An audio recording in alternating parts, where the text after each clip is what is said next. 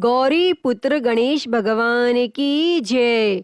बोलिए सूर्य नारायण भगवान की जय। श्री शिवाय नमस्तुभ्यम। प्रिय भक्तजनों, आज हम इस वीडियो में रविवार व्रत की कथा सुनेंगे। तो आप सभी भक्तजन बड़ी ही श्रद्धा, ध्यान पूर्वक और प्रसन्नचित्त मन से इस कथा को पूरा अवश्य सुनिएगा। तो सभी प्रेम से बोलिए सूर्य नारायण भगवान की जय। एक समय की बात है, एक बार एक ब्राह्मण था। वह सूर्य देव का भक्त था। हर रोज नहाता और सूर्य भगवान की पूजा करता था। उसके पास आमदनी का कोई साधन नहीं था और जब वह घर जाता उसकी पत्नी उसे बार बार पैसे कमाने के लिए परेशान करती थी और अगर वह बाहर जाता तो अड़ोसी पड़ोसी उसे निकम्मा कहकर अपमानित करने लगे। तब एक दिन वह नहा धोकर सूर्य भगवान की पूजा की सामग्री लेकर जंगल में चला गया और वहां एक सूखे पीपल के पेड़ के नीचे बैठकर उसने सूर्य भगवान की पूजा की और कथा कही। और वहीं पीपल के पेड़ के पास एक सूखा हुआ तालाब भी था। उसमें थोड़ा सा ही पानी था और उसी पानी से लोटा भरकर उसने सूर्य भगवान को अर्घ दिया और पूजा का जल बहकर पीपल और सूखे हुए तालाब दोनों में चला गया और जल के जाते ही सूखा हुआ पीपल का पेड़ हरा भरा हो गया और सूखा हुआ तालाब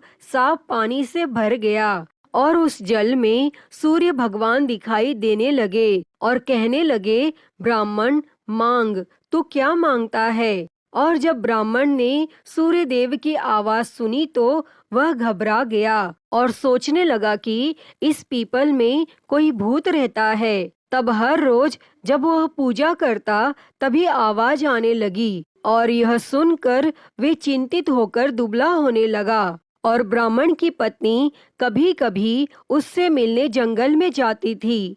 एक दिन उसने अपने पति से पूछा, आप हर रोज दुबले क्यों होते जा रहे हैं? तब ब्राह्मण ने भूत वाली बात अपनी पत्नी को बताई। इस पर ब्राह्मणी बोली, आपके पूजा करने के बाद ही आवाज आती है ना? मुझे तो लगता है कि सूर्य भगवान स्वयं आते हैं और इस बार जब वह आवाज आए तो आप सब कुछ मांग लेना। तब ब्राह्मण बोला, मैं क्या मांगूं, कैसे मांगूं? तब ब्राह्मणी ने कहा कि इस बार वे कहें तो उनसे कहना, मेरे घर में अन्न धन लक्ष्मी की कभी कमी ना हो, 9 मंजिल का महल हो जो हाथी घोड़ों दास दासियों नौकर चाकरों से भरा हो, घर में किसी प्रकार की कोई कमी ना हो, बेटे पोतों बहुओं और बेटी जमाइयों से घर भरा हो, मेरी और मेरी ब्राह्मणी का स्वास्थ्य 12 बरस के बच्चे जैसा हो, सोने चांदी मोतियों से घर भरा हो। और तब अगले दिन जब सूरज भगवान बोले तो ब्राह्मण ने उसी तरह से मांग लिया। तब भगवान बोले, देखने में तो ब्राह्मण भोला सा दिखता था, लेकिन मांग तो बहुत लिया, लेकिन कोई बात नहीं, जा तेरे सब कुछ ऐसा ही हो जाएगा। और जब वह वापस आया तो उसकी टूटी झोपड़ी और बूढ़ी ब्राह्मणी बहुत कुछ नहीं था। उसकी जगह एक सुंदर सा महल खड़ा था जिसमें सजी धजी उसकी ब्राह्मणी खड़ी थी। तब ब्राह्मणी ने उसे देखते ही आवाज दी और बोली, आ जाओ, यह हमारा ही घर है। आपने सूरज भगवान से जो भी मांगा था वह सब कुछ उन्होंने हमें दे दिया है। तब ब्राह्मण बोला कि हम इतने धन का क्या करेंगे? तो ब्राह्मणी बोली, धन से क्या नहीं होता, हमारी कन्याओं का विवाह करेंगे और ब्याही हुई कन्याओं के गौने करेंगे।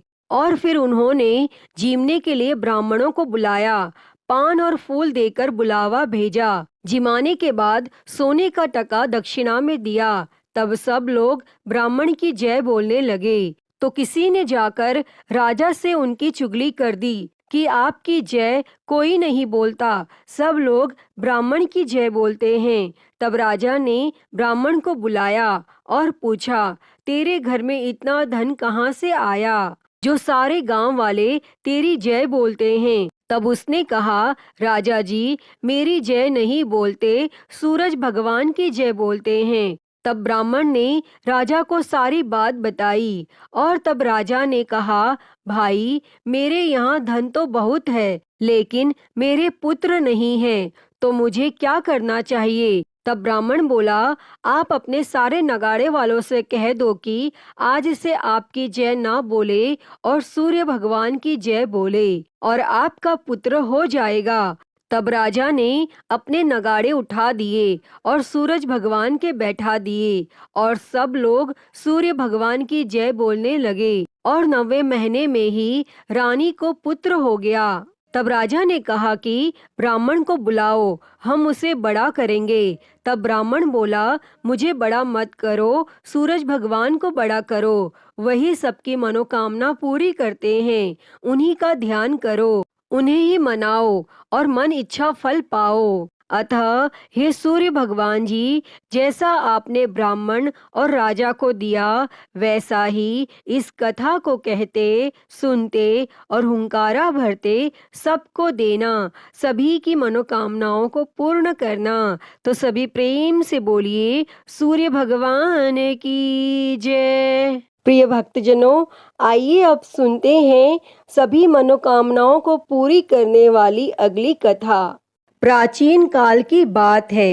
एक नगर में एक बुढ़िया रहती थी। वह हर रविवार को सूर्योदय से पहले उठकर स्नान आदि करके घर के आंगन को गाय के गोबर से लीप कर स्वच्छ करती थी और उसके बाद वह सूर्य देव को अर्घ्य देकर पूजा अर्चना करती थी और फिर भोजन तैयार कर सूर्य भगवान को भोग लगाकर स्वयं भोजन करती थी। और सूर्य देव उस बुढ़िया से बेहद प्रसन्न थे और उनकी कृपा से उसे किसी भी प्रकार की चिंता और कष्ट नहीं था और धीरे धीरे उसका घर धन धान्य से भरता गया। और उस बुढ़िया को खुश देखकर उसकी पड़ोसन उससे जलने लगी। बुढ़िया के पास गाय नहीं थी, इसीलिए रविवार को घर लीपने के लिए वह पड़ोसन के आंगन में बंधी गाय का गोबर लाती थी।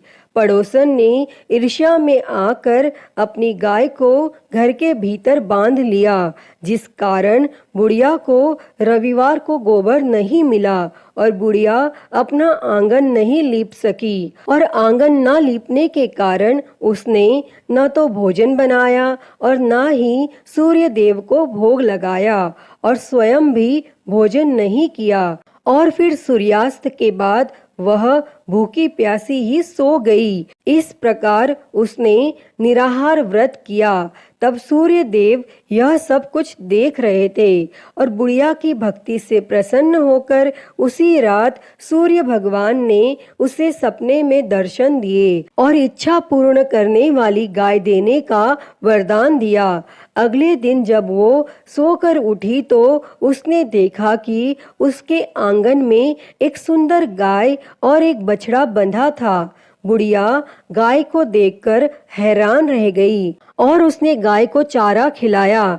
वहीं यह सब देखकर उसकी पड़ोसन और अधिक जलने लगी। जैसे ही गाय ने सोने का गोबर किया तो पड़ोसन की आंखें फटी की फटी रह गई और फिर पड़ोसन ने तुरंत सोने के गोबर को उठाया और अपने घर ले गई और अपनी गाय का गोबर वहां रख आई।